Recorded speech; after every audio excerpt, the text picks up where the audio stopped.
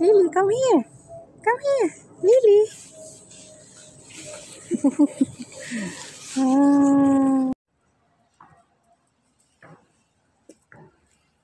Nice, nice. Nice.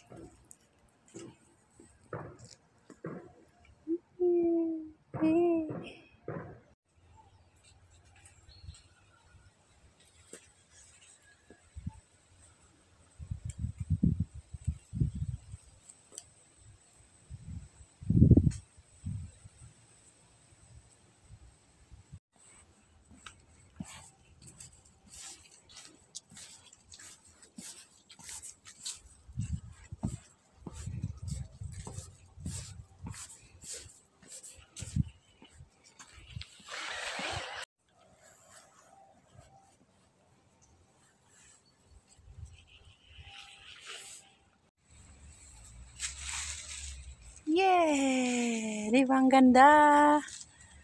Ang ganda! Yeah! Di ba ang ganda? So happy! Autumn is real! Ganda talaga. Yellow na yellow. Yan o. Happy autumn!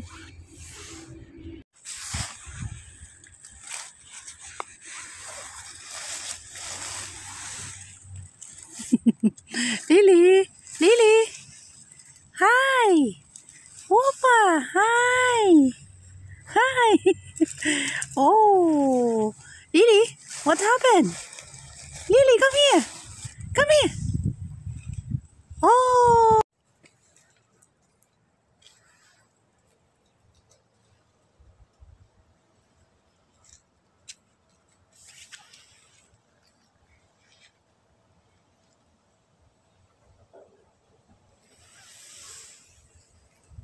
Busy yung mga gardener, naglilinis sila, nagwawalis ng mga dahon. Kita nyo yan? At ito pa, may yellow, may red, kaya ang ganda ng combination, yellow, red, at saka green. Di ba?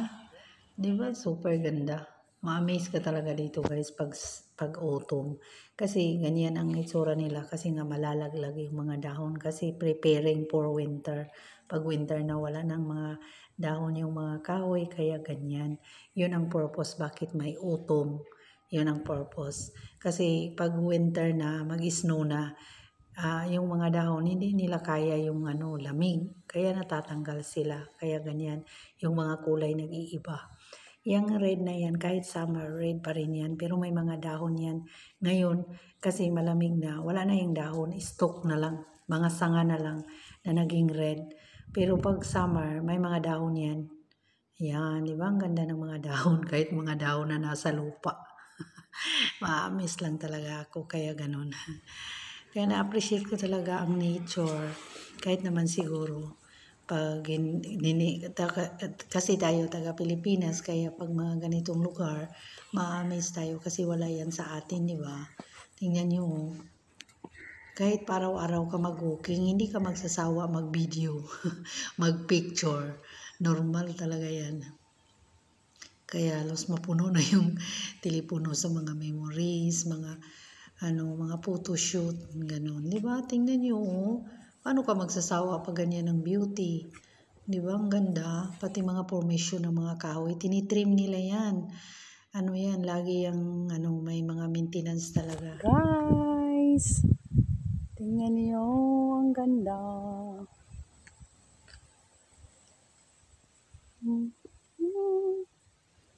Di ba? Ang ganda. Ikot tayo. Tcharan! Ganda. Dito yan sa likod ko.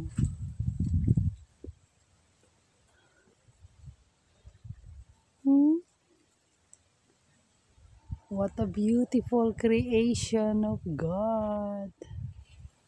What a beauty. Malamig na guys. Sobrang lamig. Pero kahit malamig, go lang ng go kasi ang weather maganda. Ayan.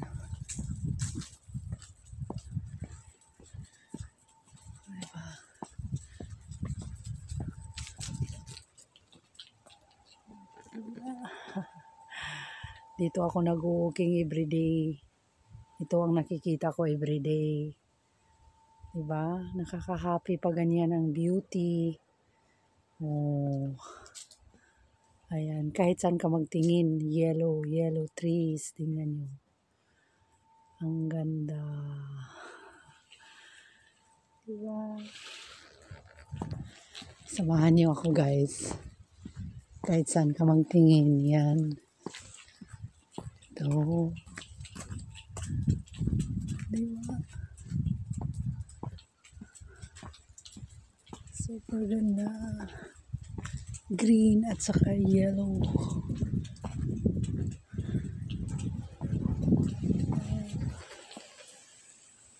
Sino bang hindi ma-addict sa ganyan na view guys? Ma-addict talaga kayo.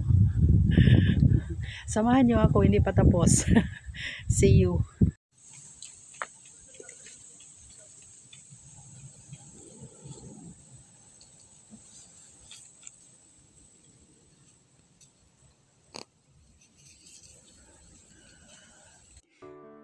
Dito na side guys, ano lang, kukunti lang ang yellow trees. Mostly dito green yung mga system ng mga kahoy. Kaya ni lahat yellow. May mga yellow na black. Kasi by blocks kasi ito. Kaya dito green na green. Ayan.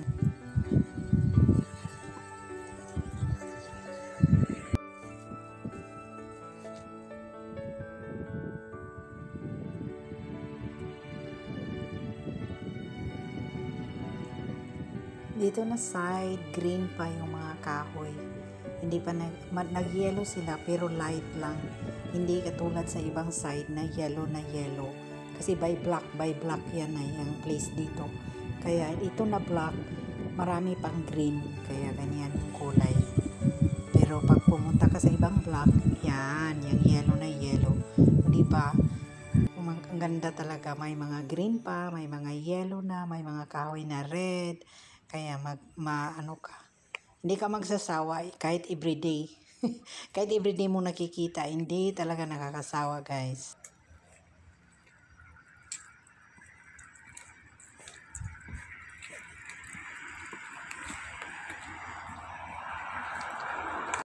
Ayan guys, yung nakikita nyong white, yan ang snow. Biglang nag-snow sa araw na yan. Bigla na lang. So, first snowing sa 2024. Yan, snowing.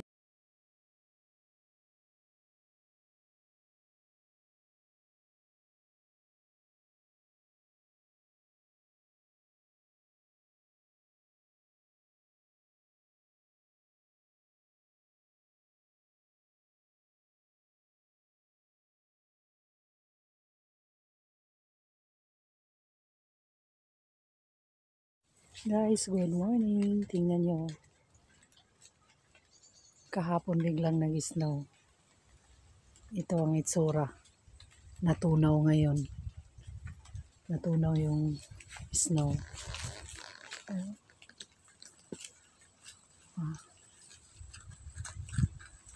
Ano ba ang ganda dito?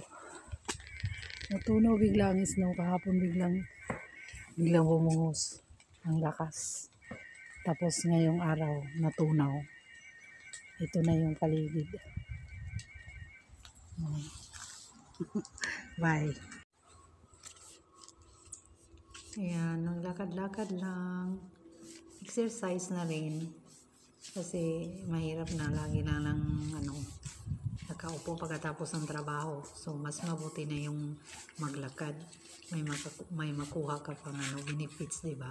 At yan naman ang nakikita mo. So, happy ang mga mata mo. Diba? Ang ganda.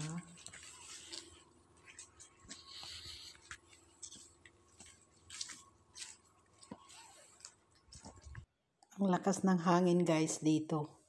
Na yung pag-walking, kung lakas ng hangin, kaya naririnig ninyo na agashas ng hangin. Yan. Tingnan yung mga dahon. No? Kaya malalagas talaga ang dahon. Ganyan ang weather pag autumn. Laging hangin, ang lakas ng hangin. Tapos biglang umulan, uminit. Hindi mo maintindihan yung weather. Kaya malalagas talaga mag-yellow yung mga dahon. Yan ang purpose. Diba? O yung tubig na yan. Nag-enjoy ang mga alaga kong mga babies. Nag-enjoy sila kahit malamig. At si Wopa naka-dress up pa kasi lamigin siya. Madali siyang nanginginig. Nga siya manipis yung balahibo niya kaya pag malamig na mag-cooking kami, may damit talaga siya para hindi siya masyadong ng ginaw. Yung puti, si Lily, wala namang problema kasi makapal yung balahibo niya. Si Wopa lang talaga kasi manipis. Siya, shinave ng groomer. Kasi mahaba yung balahibo niya kaya pag pinapaliguan sila, sinishave.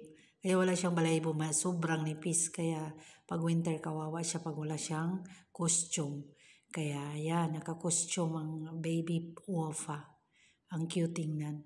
Para siyang little monkey. Tingnan nyo yung mga dahon, no? Ang ganda. Parang carpet. Carpet na mga dahon. Tingnan nyo, ang ganda, di ba? Yan. Nag-enjoy din ng mga hayop. Ang mga babies, nag-enjoy din sila. Tuwang-tuwa sila pag nasa labas na kami. Naboboard sila pag nasa loob lang kami ng bahay.